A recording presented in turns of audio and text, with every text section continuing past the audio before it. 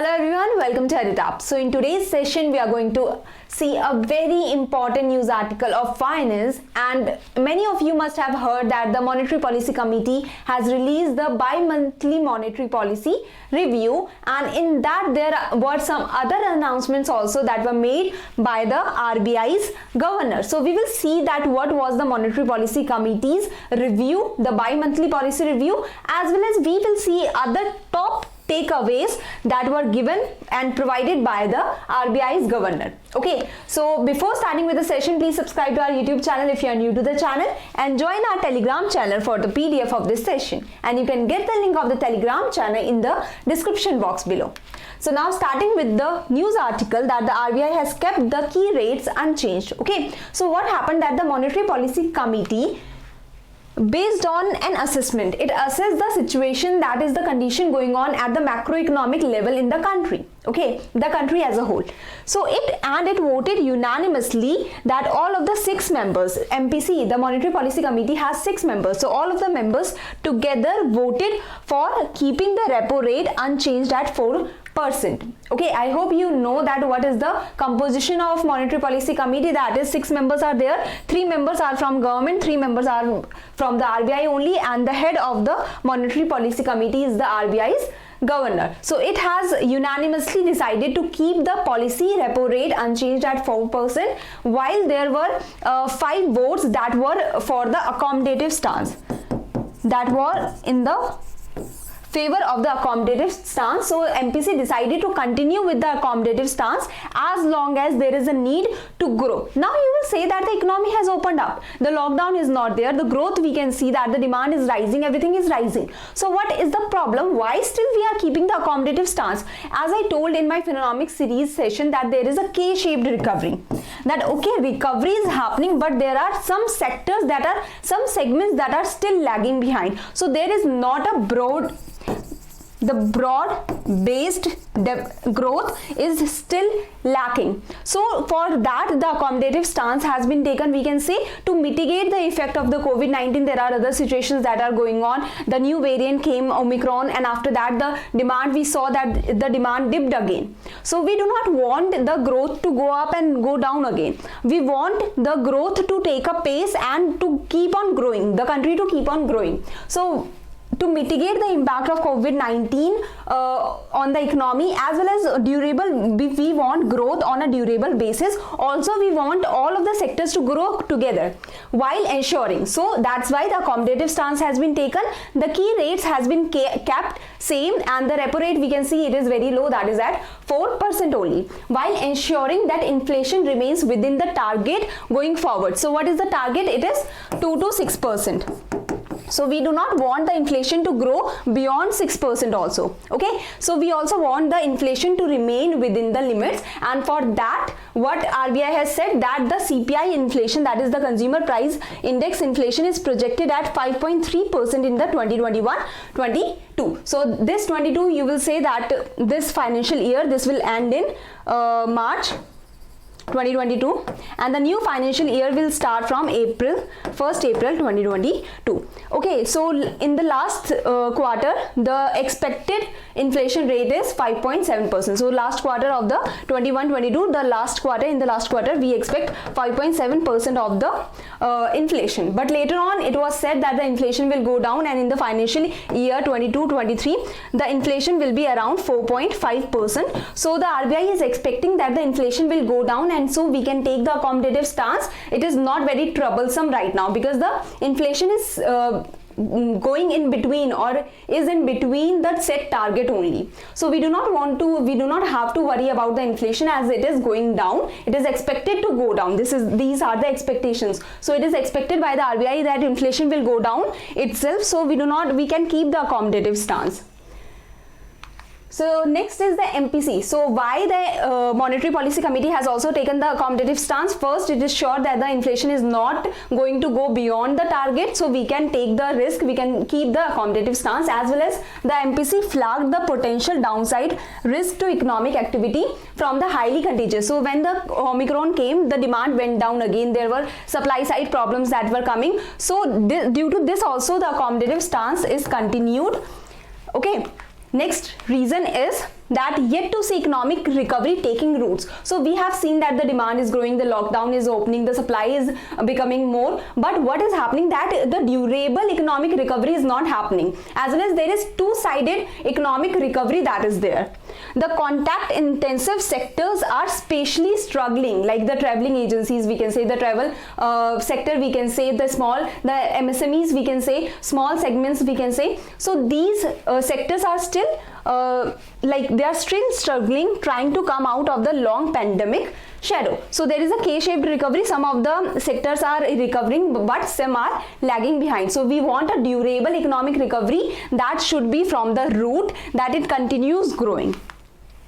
And the next is in the budget also. See, this policy, this monetary policy committee and the bi-monthly policy review came after the budget.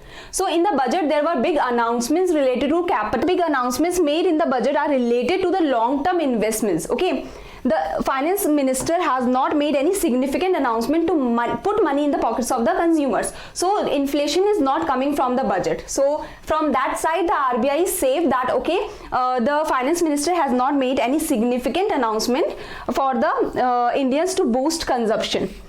So now what will happen, that inflation will not rise from this side at least. That's why the RBI can keep the policy accommodative, that at least inflation is not rising because of the budget. Okay, if the finance minister has said something about the taxes being very low, so then the disposable income with the people would have increased a lot, then the consumption would have increased a lot, but such kind of statements were not made. So the inflation worry is not coming from the budget side.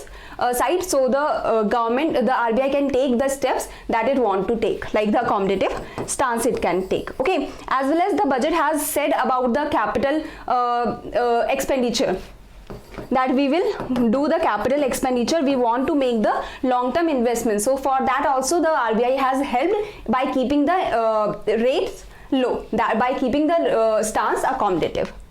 So these are the key takeaways of the Monetary Policy Committee, that RBI keeps key policy rates unchanged.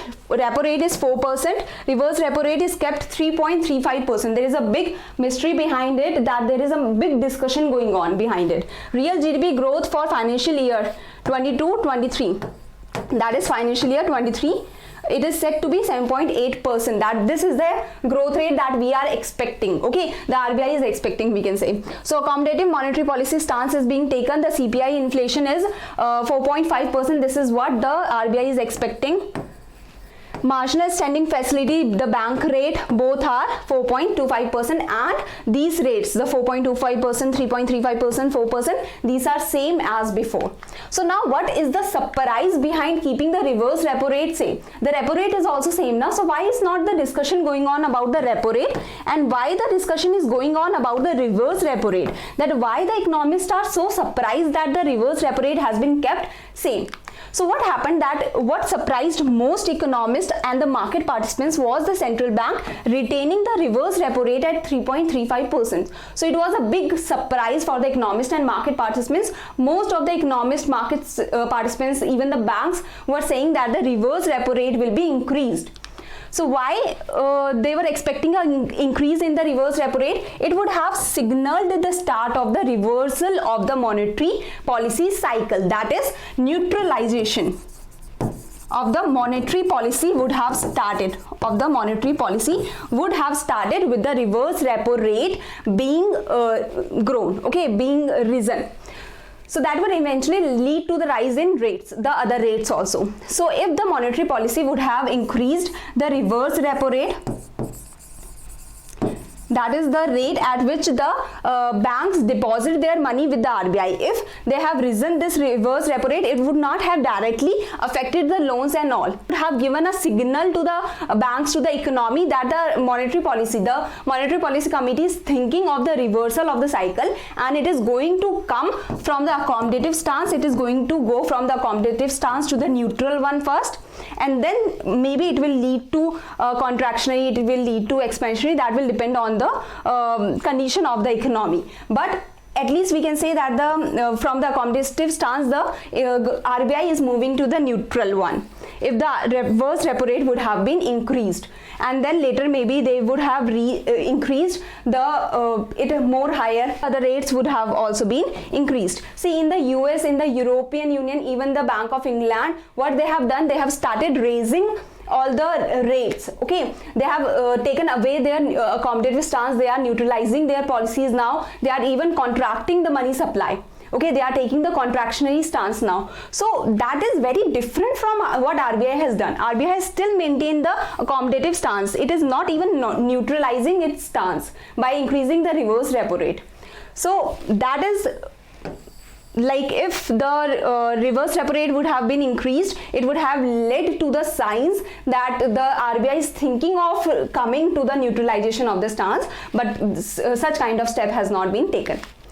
Top announcements. So what are the other announcements that are done by the RBI's governor after the Monetary Policy Committee meeting? So these are the some few very important announcements that were made.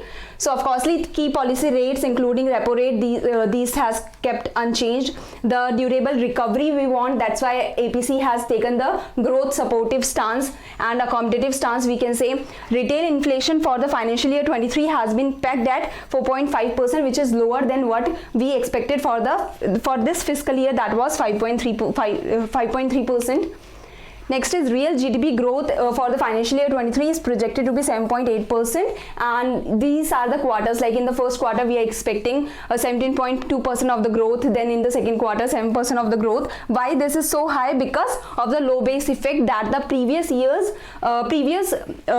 first quarter has had a very less growth. So from that we are comparing the first quarter of the new year, so that's why the low base effect is there.